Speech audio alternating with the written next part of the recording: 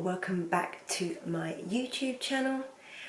We're talking handbags, absolutely. Again, we're still on topic. For those of you that haven't already, I would love it if you would please join the Jojo Luxe family and hit that subscribe button. It also really helps me judge what content you like, if you're liking what I'm putting out there. So yeah, absolutely love it if you could do that.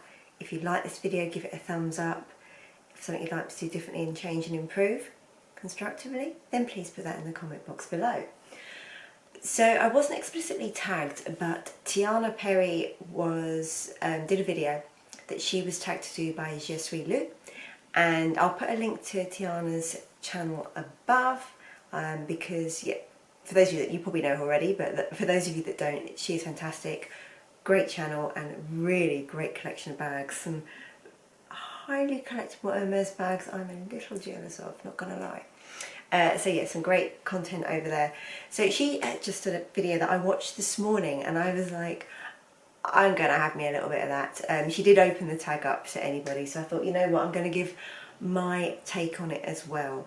Now I think Tiana and I are quite similar in our views regarding handbags. We both look after our handbags. You know, we have some nice bags in our collection, we have a decent amount of Hermes in our collection, and we don't take for granted the value of those bags, but we also take care of our bags but still want to use them. You know, I've talked before and I'll mention again, I want my handbags to fulfill their handbag destiny. So this is all about the bags I'm scared of. What bags am I too scared to use? Now, I've got to give you some context. I now have a total of 26 handbags in my collection, which varies across a number of brands, featuring very heavily, and the handbags that I have the most of are Hermes.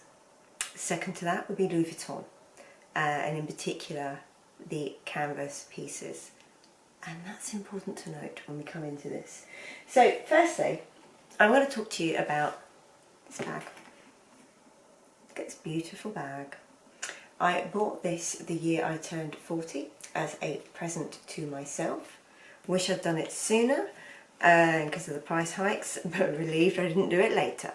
So this is my Chanel classic flap. So it's a double, if you can see that, it's a double flap in the medium large size. And I decided to go for lambskin with gold hardware. Now so I'm just polishing the hardware as we speak. At the time that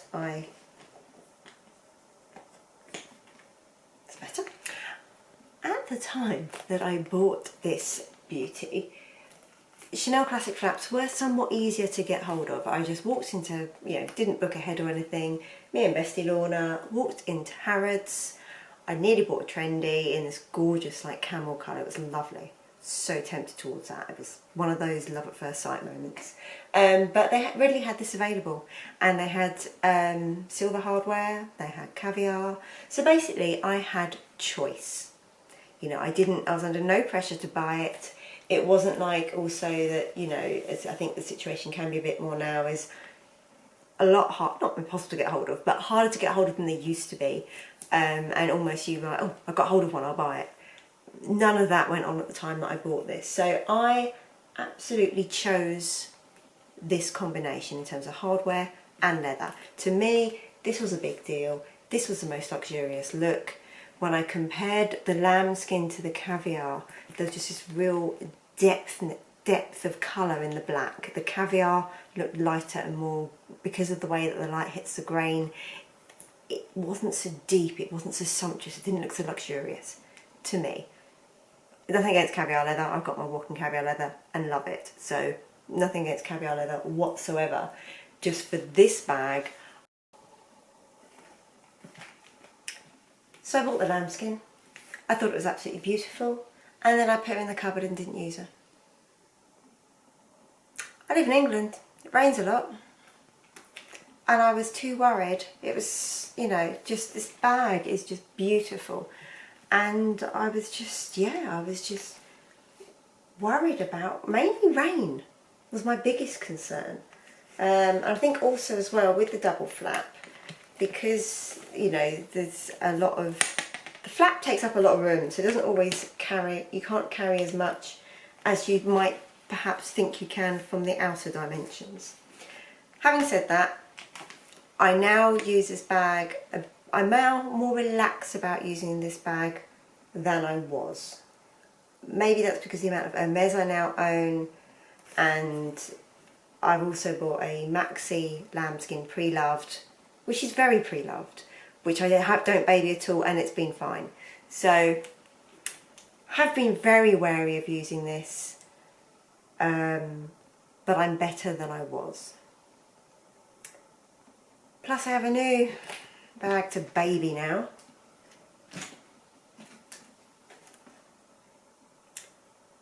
This is the epitome, in my eyes, of the Hermes Kelly bag.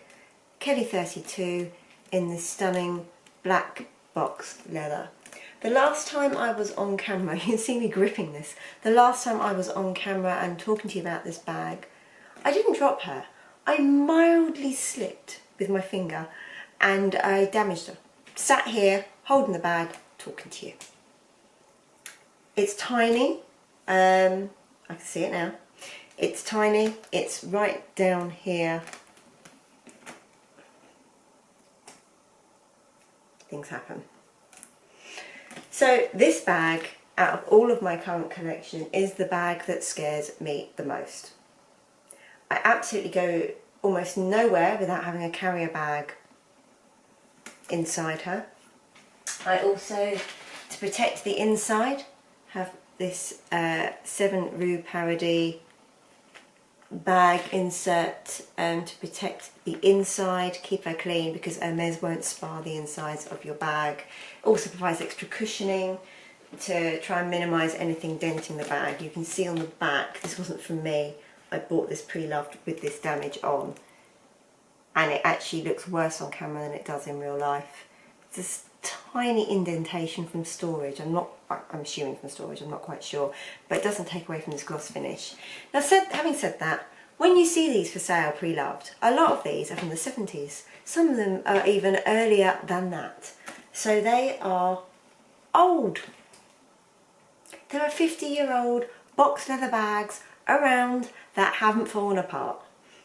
So why am I so scared of this one? I don't know. This is a lot newer. You can obviously there's the stamp, but you can tell that from the extra strap hook, which is how they currently come. But yeah, and again, rain is my biggest worry. Box leather, apparently, I'm not going to test it, not deliberately anyway, box leather can blister in the rain. It's also very easy to scratch. It's sounding great, isn't it? But it's so beautiful that I went for it and I bought this beauty. I also got her a steal of a price for the condition she's in. But gorgeous. I do wear her. Because of her beauty, I do wear her. This is the bag that I check the weather forecast several times before going out with, and have a nice big Harrods thick plastic, good quality carrier bag with me, with what looks like a print that isn't going to come out on the bag. So that is my second bag. And that's really 2 out of 26 isn't too bad. And like I say, I've got over a lot of the fear with this one in terms of just really just doing it, living it, and the bag being absolutely fine. Having said that, I am careful with all of my bags. I do have a bag hook, so if I'm going out for a meal or something, I'll take a small bag hook with me so I can hook the bag under the table and it's not going to be, you know, something spilt on by a passing server, or someone else with a drink or something. And if I'm going out, if I were to go out on an evening drinking, then I'll tend to take like a Chanel wallet on chain. I won't take one of these. So those, it's pretty much, this one is the biggest one, I'd say now. This box leather that scares the crap out of me. So out of 26 bags, that's not too bad. I've got 3 backup bags that I will talk to you about that I'm also very cautious. I don't think they've fallen into the scared of, but I'm very cautious. I'm not relaxed with these. The first one is this bag. This beauty, this mini Lady Dior. And again, it's because of the leather.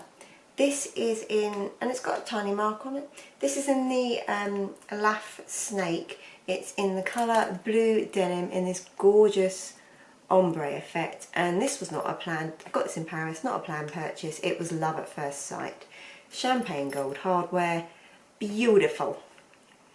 The problem though with Snake is that I worry about these individual little scales lifting. Now this actually, and had this been made differently or perhaps a different type of snake, I'm not sure, I wouldn't have bought this. Following an old Jimmy Choo snake bag I had that looked like it from the day it was bought, it put me off because I thought, oh, that's just too much worry. But the beauty of this bag, paired with how smooth and how well pressed, you know, I'm doing this, my hand isn't rubbing against the scales, is what made me buy. But I am still quite cautious. It was a fairly decent price, got it in Paris, so it wasn't much more than a normal leather mini Lady Dior. I just need to get over it and relax. At least it's not a bright colour. I need to stop polishing hardware with my t-shirt. Anyway, good old £6.50 Marks and Spencer's, thank you very much. T-shirt come polishing cloth in one. It's actually a very nice soft cotton. So that is another one I'm careful of.